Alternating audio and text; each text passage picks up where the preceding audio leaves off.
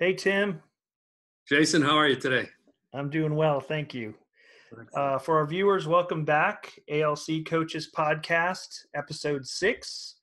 We've got a great episode for you today with our lovely co-host, Tim Gustafson, and myself, Jason Neiman. We've got a great topic today that we're going to talk about.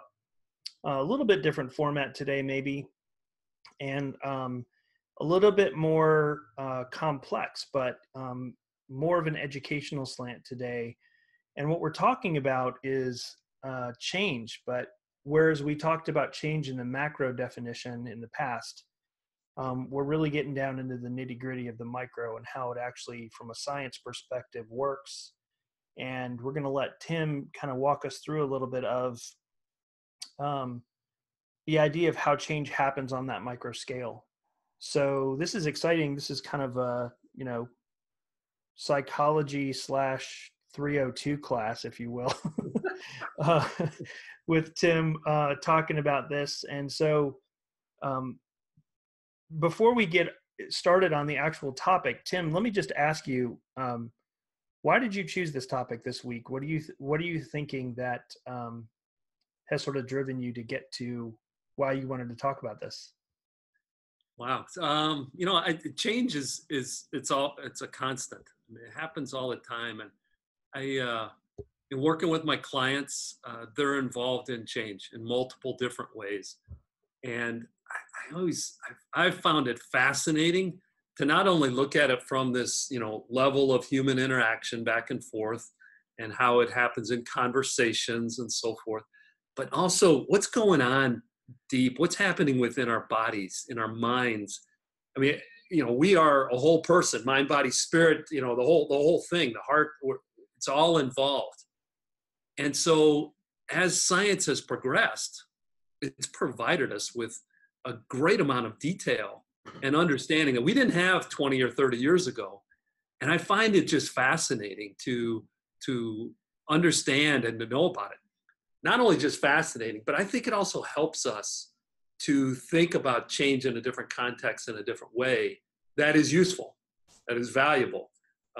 Because these applications, as we think through in our minds what's going on, we can see it at multiple different levels, and change happens at multiple different levels. So I think that's really why I'm bringing it forward today.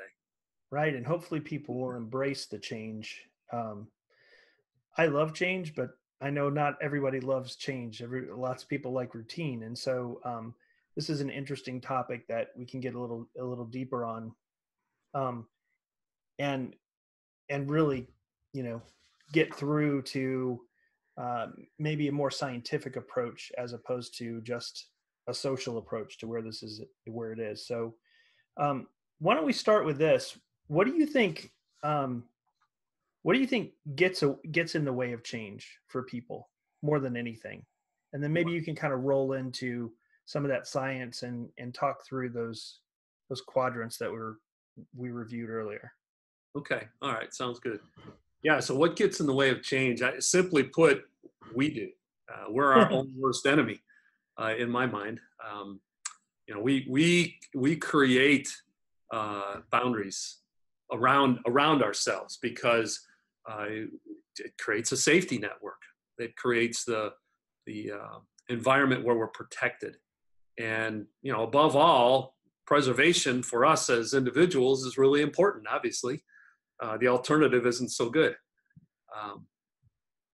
So, with that in mind, then we go to great extents, either consciously or unconsciously, as to why we wouldn't change or why we shouldn't change.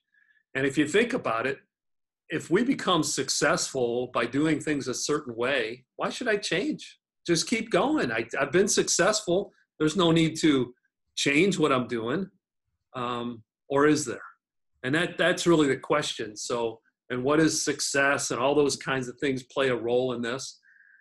But I think in general, we tend to be creatures of habit. We tend to seek out the norm, and the status quo is sort of a great place to be.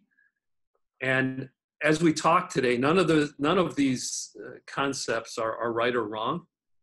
Changing is not right or wrong. And sometimes we even define it as being wrong because change is not good, or staying the same is wrong because we need to change. These are states of being. These are ways of acting and behaving. And that's how I look at things, how I look at it with my clients and so forth. So,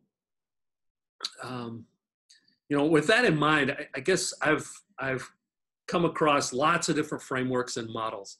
And if I could, I'd love to share this first model to a framework. I guess it's called the Kineton Framework. It's from Dave Snowden.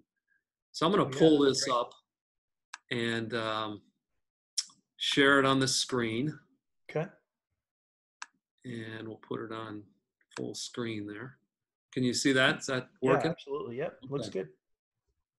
So this is a fairly simplistic model, but Dave Snowden came up with this. It's probably been 10, 15 years ago or so. And the idea, as you look at the bottom, we've got ordered to the right, unordered to the left, disordered in the middle of this whole thing. And again, back to the idea of we want to be in a place of comfort. And so the simple, the known, the bottom right corner, we understand the cause and effect relationships. It's predictable. It's repeatable. This is sort of best practice area. We love being in this place. And it's, if you think about software development and so forth, after it's been tested and it rolled out, this is where it's at. It's a known environment. It's a known concept. It's repeatable. If we click the button, the same thing's going to happen over and over. It's a very efficient place to be. And once we create effectiveness for it, then it has value. Now, if we move up to the complicated concept and sort of area or zone here, this is a place where it's knowable. It's complicated though. And it'd be something like we have science involved. It'd be building a rocket ship. Although very complicated, it's engineered, it's got science to it.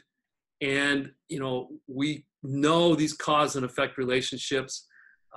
It takes experts to get there. It's systematic. All these kinds of things are part of this process. So it's, again, a wonderful place to be. It's comfortable, but, we have to put some effort and time into it for sure. There's analysis that needs to go on and so forth. If we move over into the complex arena, over in a more disordered kind of concept, this would be a place where we cannot necessarily see the cause and effect relationships up front. Now, in retrospect, if we look back on it, yeah, we can understand it. It's coherent. We see how that happened. We see how we got from A to B in hindsight. But up front, we don't necessarily know that. We try to take complex to complicated. We try to create patterns, create an environment where we understand what the next thing is going to be, but it's involved. And so probably the best example for me is raising children. This would be complex. We don't know what the behavior response is going to be from our children as we ask them to do something or ask them a question.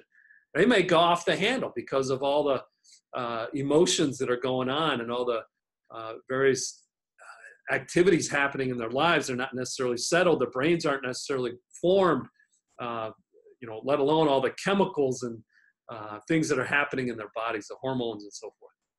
So complex is a difficult place to be. If you think about it, raising children is a more unordered, complex thing than building a rocket ship.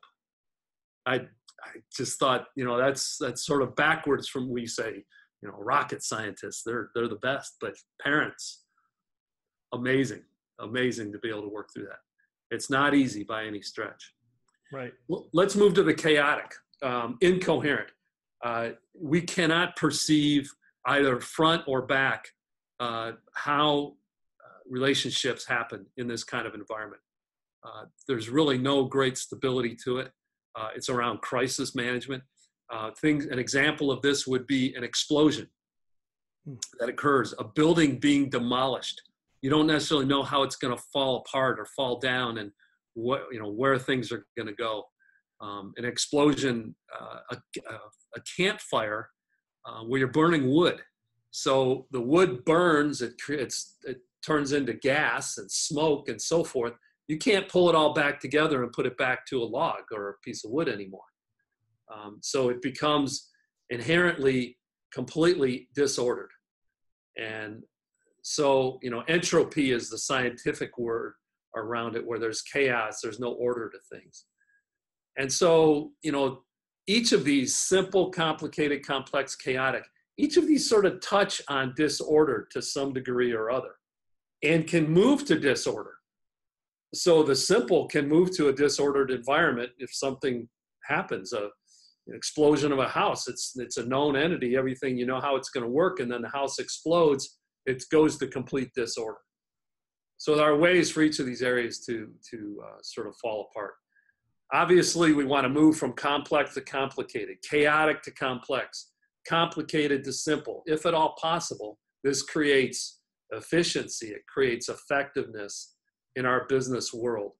And our business world wants us to be in that kind of a place, because that's where we get these results, these known results, where we can have profit, we can have growth and learning and development because we know what's happening next. So what are your thoughts as I put this out there, Jason? Yeah, a couple. Obviously, when we get to chaotic, one of the things that strikes me is when you're in the chaotic mode, all you're trying to do is minimize casualties. Yeah. Right? And so you were talking about, well, you don't know where things are going to fall, and you almost have to work, at least in my opinion, and based on what you were saying, you almost have to work double, because you're constantly trying to keep everything together and not let things get out of hand. Yeah. And I think from a change perspective, that makes things even more complicated, because you're not just dealing with the one thing that's going on, or the multiple things that are going on that are chaotic, but you're dealing with the fallout, if you will. So that was the first piece that really struck me as you were going through that. The second thing is, it's more of a question for you. With this type of a situation, obviously we're faced with these things on a regular basis. Is there any way to affect that change, to try to keep it in the simple area as much as possible when you're trying to work through issues or things that have come up? So if you're in the simple space already? Yeah. Without allowing it to drop into some of these other areas where something that should be simple then ends up being complicated or complex or chaotic. Well, I think that's a fantastic question, and it sort of leads to the next concept in my mind. So simple is a place of comfort, and so we tend to sort of let go of the process. We tend to allow it to just happen on its own. And many times the world, as complex as the world is, the rest of the world gets past us, because we're just operating in this place that, hey, it's highly successful, it's happening, let's just stay there. But the world around us is complicated. I mean, I think in the past we talked about VUCA, Right. the volatile, uncertain, complex, ambiguous, interconnected speed, the VUCA's part of it, I guess, where things are constantly changing and it's moving faster and faster. So if we don't keep up, we don't continue to sense and probe what's happening around us when we're in this simple space, it may blow up. So we have to be aware. We have to be alert to the things that are happening around.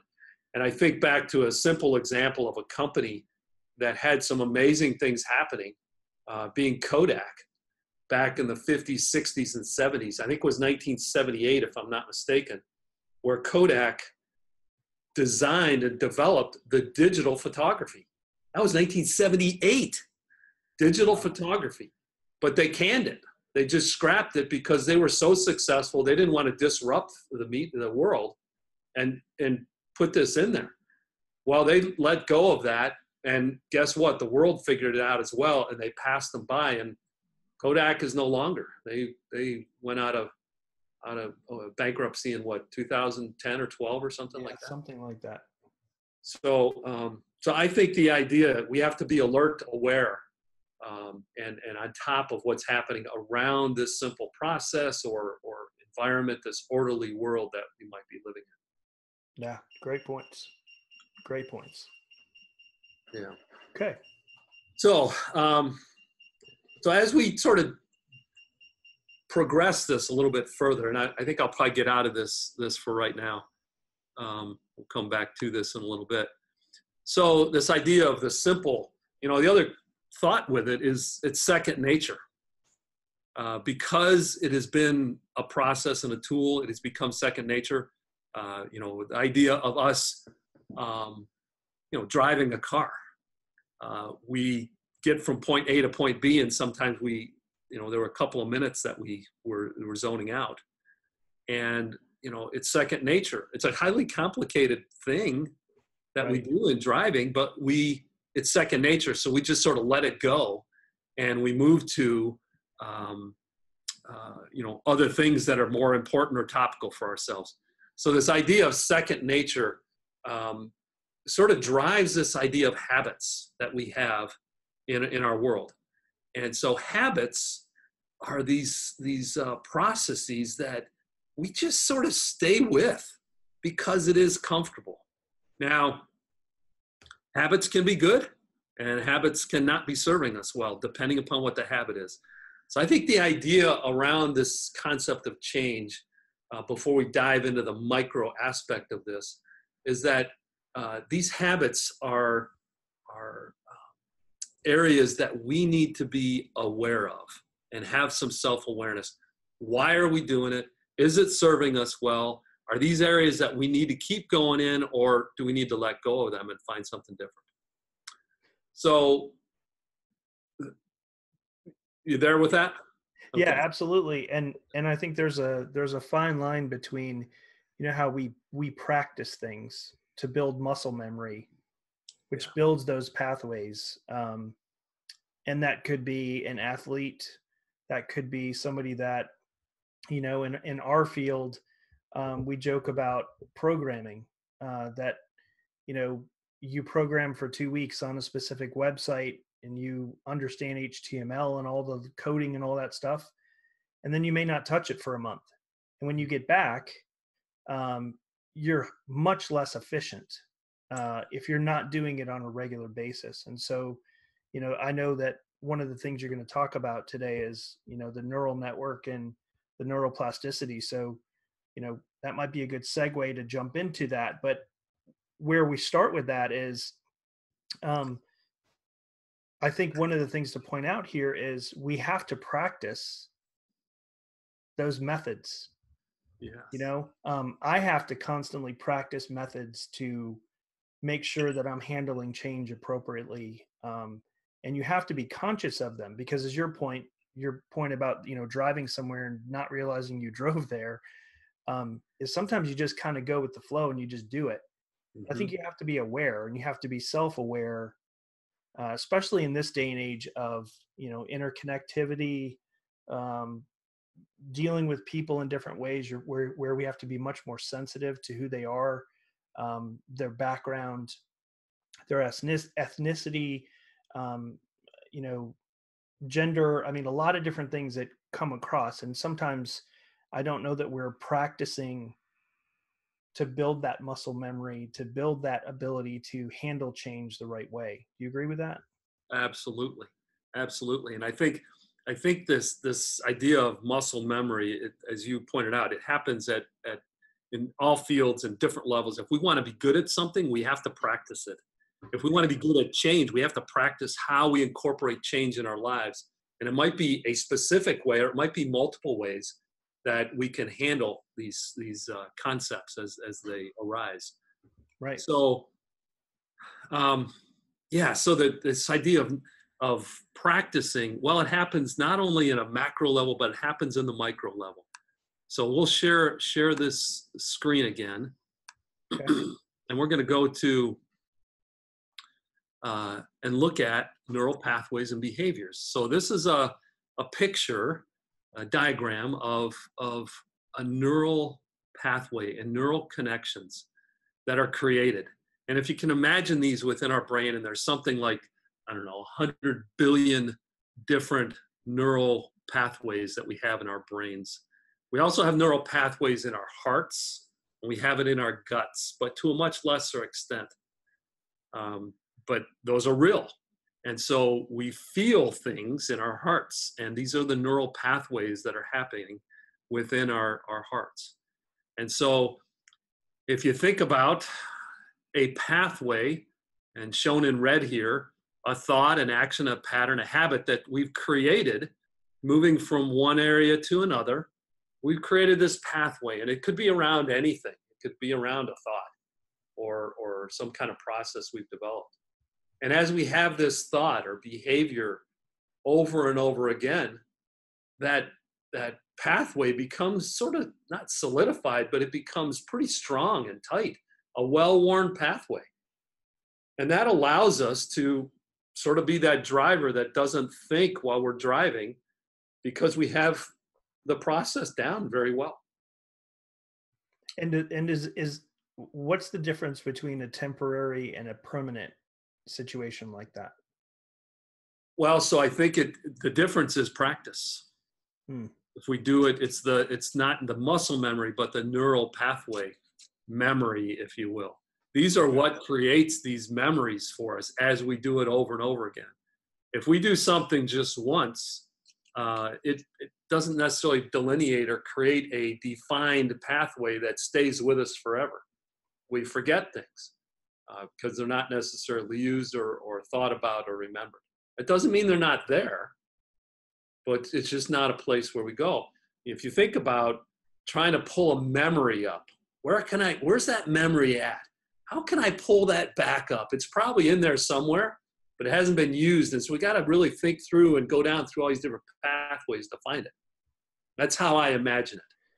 Yeah. You know, what's funny is, and I don't know if you have the same situation, but anecdotally, and I know this becomes the science, but anecdotally, if I meet a person, you know, people always talk about, oh, I never remember a person's name, even after I've shaken their hand, shook their hand, whatever the post version of shaking someone's hand might be.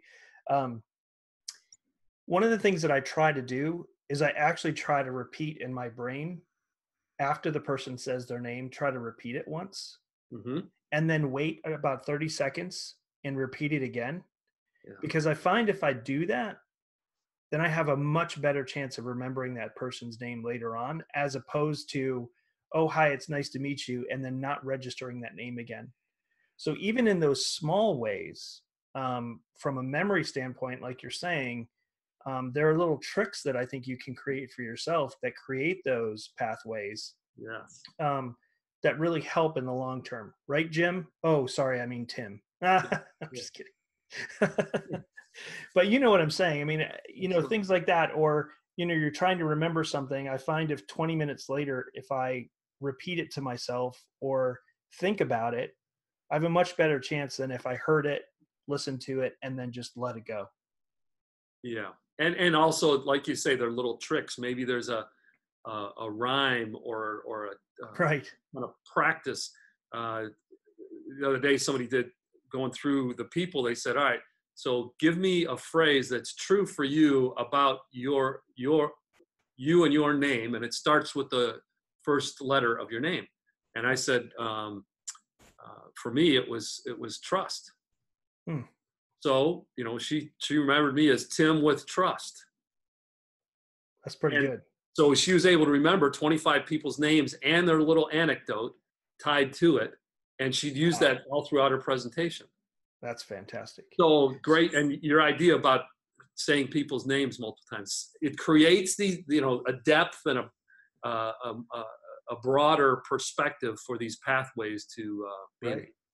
So how do these pathways then affect, going back to that micro level of change then? So yeah, so let's walk through that. Yeah, let's go to the next slide here. So this red line is pathway 1. Well, let's say that a change occurs and there's a new, and for whatever reason, either you're bringing the change about or the change is happening, whatever that is, you know, another process or neural pathway is created, and that would be outlined in blue. So now you have two pathways that get to the same end, but they're different pathways. Well, the one, we just created a new pathway. That doesn't mean that the old pathway goes away. It still is there. We have that memory of that process. Now, if we move forward, we enhance over time with practice this new habit. It becomes dominant, and the old habit, although still there, maybe it atrophies, I don't know. It's still there, but this new one is sort of taking dominance because now I found a better way to do something. So you've changed it, and you've forced a new pathway that you hope to be at least in one of those other three quadrants versus the chaos, correct? Exactly. Yep. And so, you know, it doesn't mean that the old process, the old behavior in this case, from a coaching perspective or from a growth and development perspective, this old behavior, which isn't good for us or doesn't serve us well, I should say, it doesn't mean it goes away. We may have a tendency to still go back to it. And we call these default behaviors. And so this default behavior might still be around 10 years from now. And I could still go right back to it.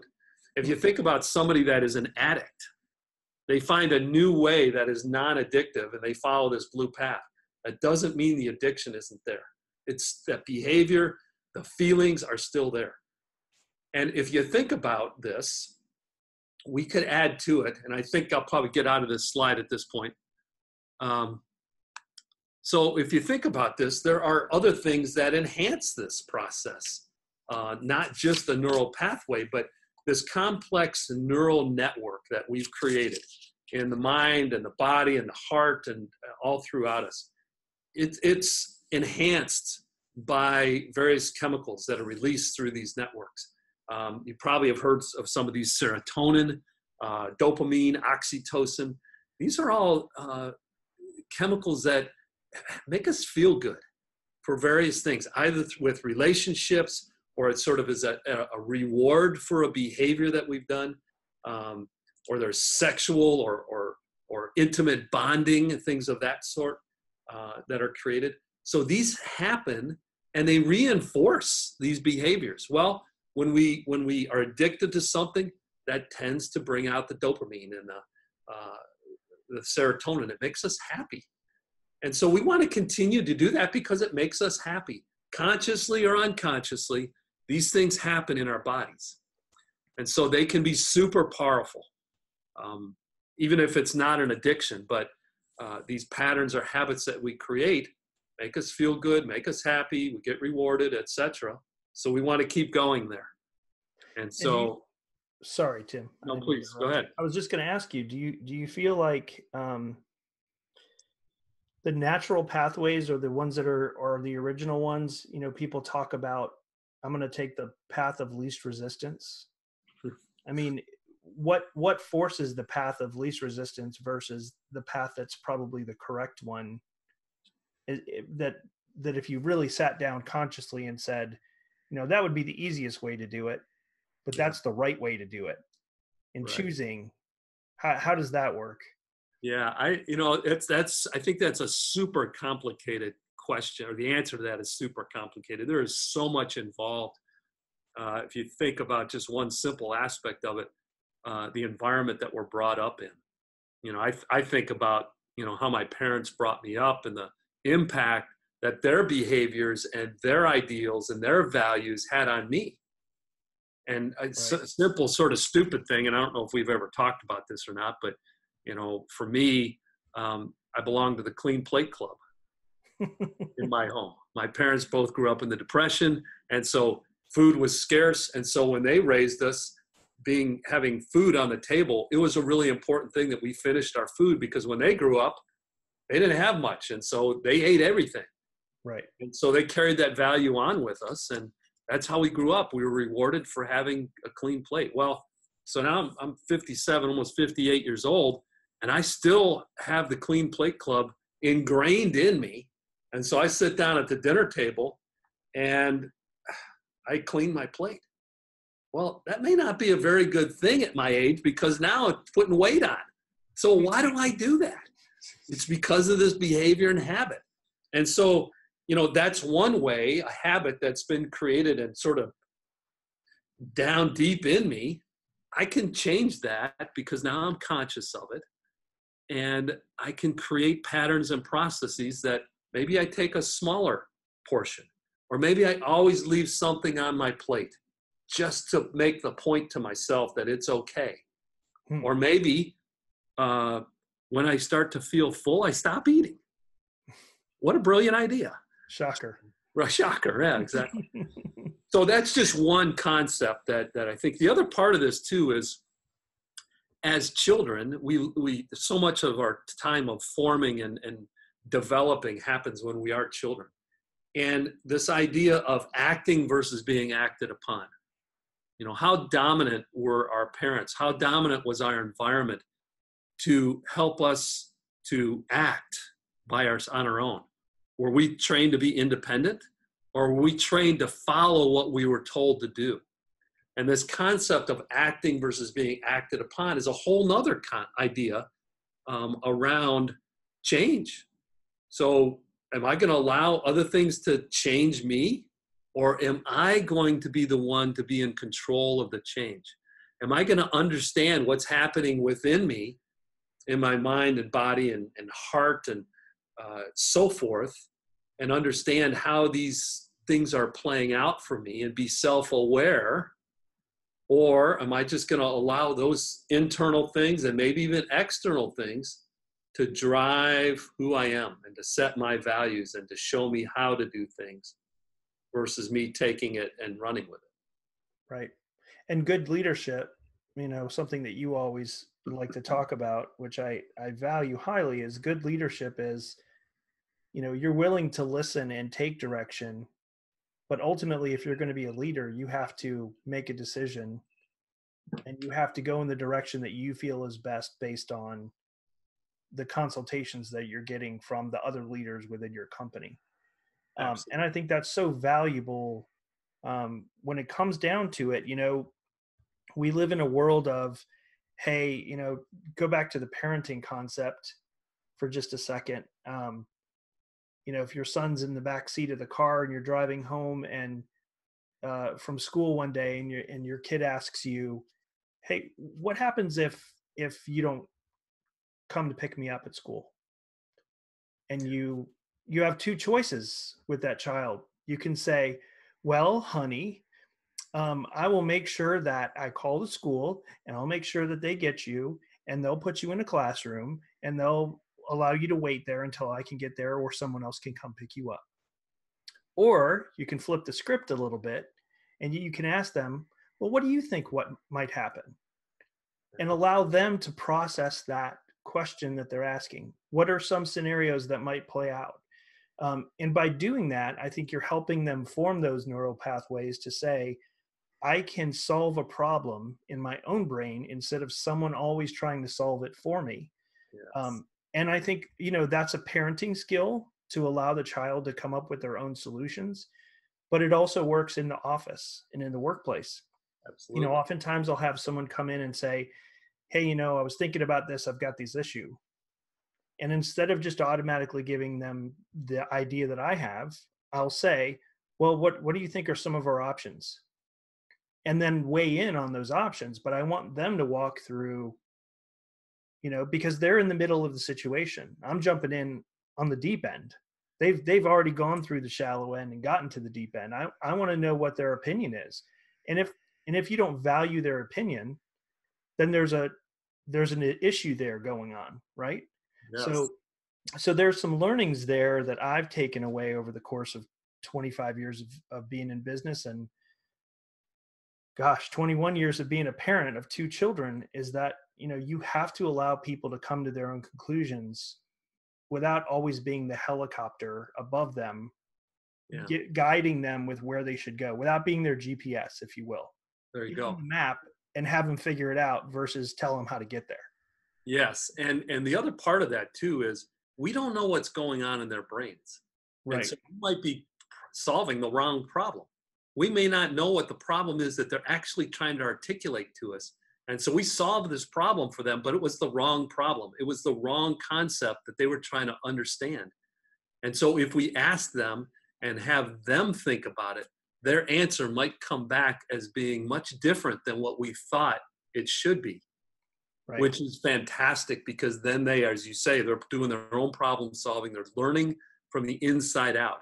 That is the best kind of learning, from Right. the inside out, is because then they are able to form it and develop it themselves. It helps them develop independence, and they're thinking on their own. They're acting as opposed to being acted upon. And I think parents, many leaders are in this mode of, I'm going to solve your problem because I know best. And Right. it doesn't always work out for the best. And, the other part about this is, a word that I think you used earlier on, neuroplasticity. Hmm.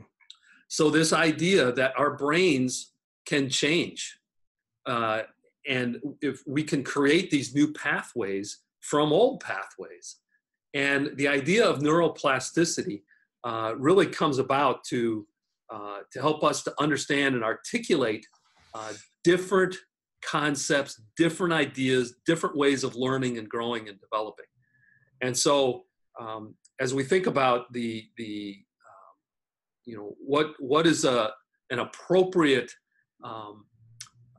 perspective to bring as a leader, as a parent, as a person that's sort of in authority or in charge, helping others to see different ways of doing it, or allowing them to bring the different ways of doing it, is really an important aspect of leadership, of being someone that is in authority or in charge, if you will. So Right. neuroplasticity, I love that word because it's all about change on a detailed level. Right. Because it allows you to make better judgment calls when it comes down to it, and make better decisions because you've got some flexibility in there, right? Yes, exactly. So how do we get better then? How do we use that neuroplasticity to actually end up getting better and ultimately use that to our advantage? Well, so great question. I think the number one thing is to hire a leadership coach. I think that's the best thing. Of course it is. Yeah. We joke and laugh, but honestly, that's a great suggestion, because Yeah. you do need somebody to come in and give you a fresh way of thinking about something. It's hard, especially if you're a leader, because you're the person who has to come up with the solutions, to your point earlier, or have to make the decisions. So I Yes. think that's a good suggestion. It really is. Yeah, all joking aside, because having a third party or somebody else that's outside of the forest, if you will, they can see the trees. They can see the things that you can't necessarily see. Right. And the way in which coaching happens is it's about asking questions and bringing that concept of self-awareness right to your forefront, right to your face, so that you are posed with questions that you don't have any idea how to answer because you haven't thought about it. But then as you start thinking this idea of inside out learning, you start to figure it out, and the light bulb clicks on, and the idea of this insight that you need, it comes forward. And so that's a fantastic thing. And so along those lines, then it is about self-awareness. It is about working on yourself. And there's lots of ways to do that. Doing a 360 assessment or evaluation is a gift, because it's providing you with information that you don't necessarily know. It's giving you feedback from other people around you, the idea of 360. If you're a leader, it would be direct reports up below, bosses above, peers to the side, so it's all around. And they provide these thoughts and assessments and opinions about you that you would never get. And that allows you then to see gaps and perceptions of what you thought it was versus what they think it is. Oh, it's so valuable. It just brings such wonderful, wonderful things. I think a couple other ideas. One that you brought up earlier, just trying new things. Mm. Just being in a space of trying something different that you haven't done before, you're not any good at. Go take a risk. If you've never swum before, go swim. Learn how to swim. Take lessons. It changes your whole makeup and your perspective about things. What a great idea, just to try new things. And it helps your self-esteem and gives those endorphins and all the other things you were talking about earlier that makes you feel good about yourself and makes you happy. Yes. Because you've had an accomplishment that you may or may not have thought that you could have gotten before. Yeah, but yeah, it builds the self-confidence, as you say. It's an important aspect. So, all these things are for our growth and progression and development. And there are so many ways in order to do that. You look out in the literature and you think about all the things that the health experts are telling us to do. Get more sleep, get an appropriate amount of sleep, eat healthily, eat in a way that's healthy and helps you to grow and replenishes. Stay away from the junk, the sugar, all those things that aren't necessarily good for our bodies. Exercise more, read, exercise your mind, exercise your heart, get your heart rate going. Do breathing techniques, do yoga, do things like that help you to connect the mind with the body, the breathing with how you're thinking and feeling. All those kinds of connections that we can create are super helpful. Take time for yourself. Relax. Take time out. Just slow down. Just think. Just sort of feel. Those are things we don't do in today's time very much. We are just on the go. Right. And we don't get a chance, or don't take the chance. Don't take the opportunity to really work on ourselves enough. I have some clients that I work with. It is so hard for them to schedule time. They have so much going on, and they haven't quite turned the corner to say, this is so important, I have to do this every week or every month or whatever their routine is.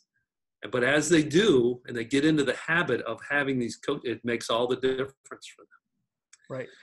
One other small tangent, Tim, if you'll allow me to, and I know we're probably getting close to where we should be wrapping up, but something struck me the other day. I was waiting for somebody at a Starbucks coffee, and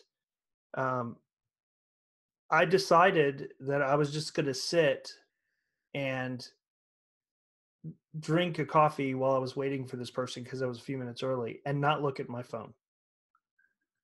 And you want to know something really strange? I felt I was trying to just relax, not be encumbered, get prepared for this person that I'm going to meet for the first time. And what I found was I was self-conscious that people would think I was lazy because I wasn't working while I was drinking a coffee in a coffee shop. How weird is that? Yeah. How strange is it that you can't just shut it down for just a minute? And what I was thinking was, oh gosh, I don't want to look at anybody because they're going to think I'm staring at them because I'm being a weirdo because I'm sitting in this coffee shop, and I'm just kind of minding my own business sitting there.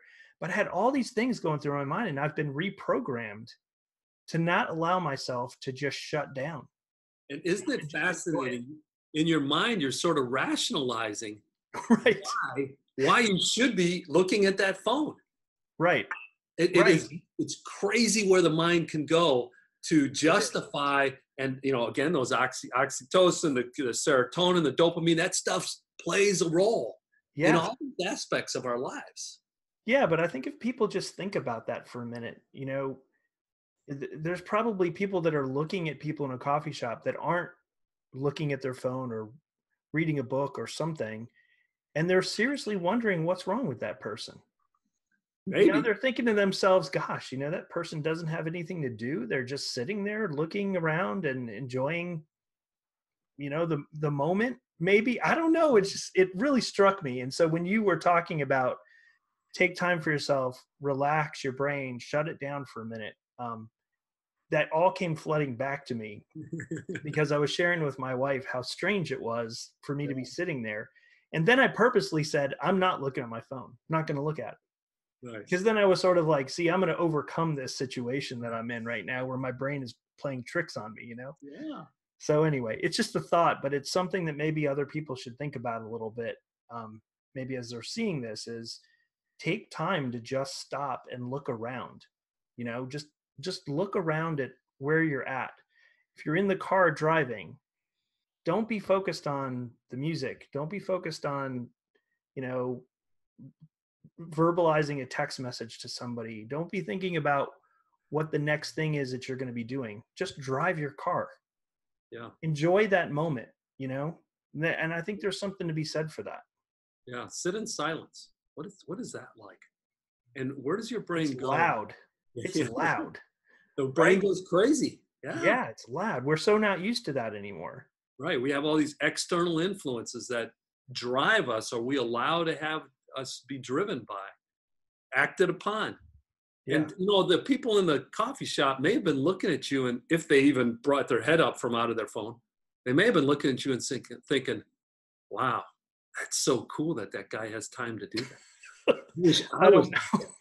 I don't know if that's what they were thinking, You but never it know. would be nice to think that that might be the truth. I don't know. I think more likely they were thinking that guy's a weirdo. He's just sitting there with coffee. Or they I weren't don't know. thinking.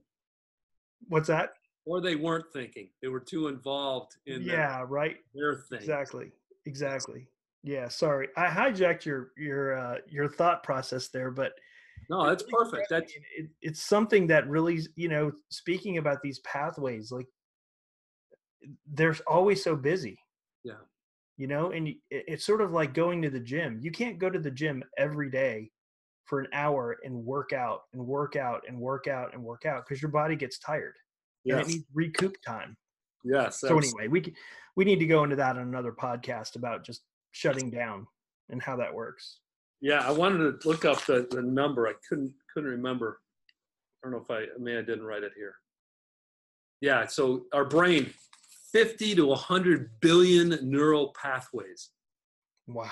Neurons firing. These neurons going on all the time, creating these pathways.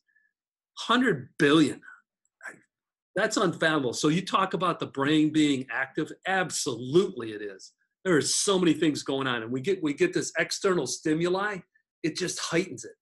And that's why they say don't look at your phone a half an hour before you go to bed, so your body and your brain can just sort of calm down. When you Right. get all this feedback, your mind just keeps going. Right. So, but there's power in having a break, no doubt about it. Yeah. So we want to wrap this up. Do you want to kind of take us down anything that we haven't covered that you'd like to cover, and maybe take us to the finish line? Yeah, sure. So, this idea of macro and micro change, I think it's important for us to understand all aspects of change in order for us to be effective in our change that we're dealing with.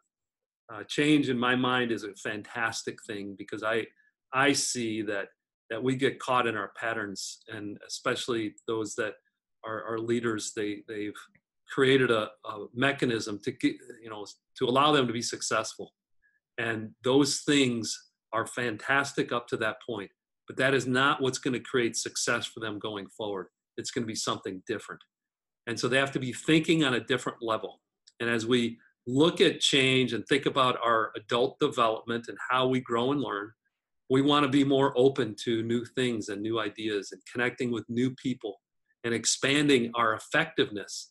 Well, the only way that we can do that is for us to change, is to go through different changes and to understand ourselves better. And when we understand ourselves better, that allows us the ability and opportunity to go to new things and to create new ways for not only ourselves, but for others, those that we lead, those that we're involved with. And so I appreciate the time. I appreciate those that have listened to us today. I think that opportunities for change are only enhanced as you connect with coaches and with feedback from other people. And I highly encourage you to go down that path in your life so that you can continue to grow and progress. That's great. Great thoughts. great suggestions, great leadership, Tim. As always, you're always just dead on your points. I want to thank you for your time today. To your point, I want to thank everybody that watched with us. This was a slightly different format, but I think really interesting and shakes it up a little bit. And we'll have something just as fun and different on our next podcast that we've got coming up. I've got some ideas, and I know you do too, on how we can do some of that. So until next time, Tim, best way to reach you?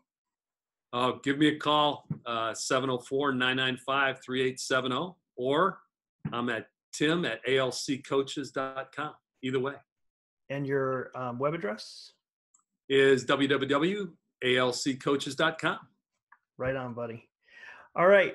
I will see you soon. See you on the next great podcast. Thanks, Jason. All right. Have a good day.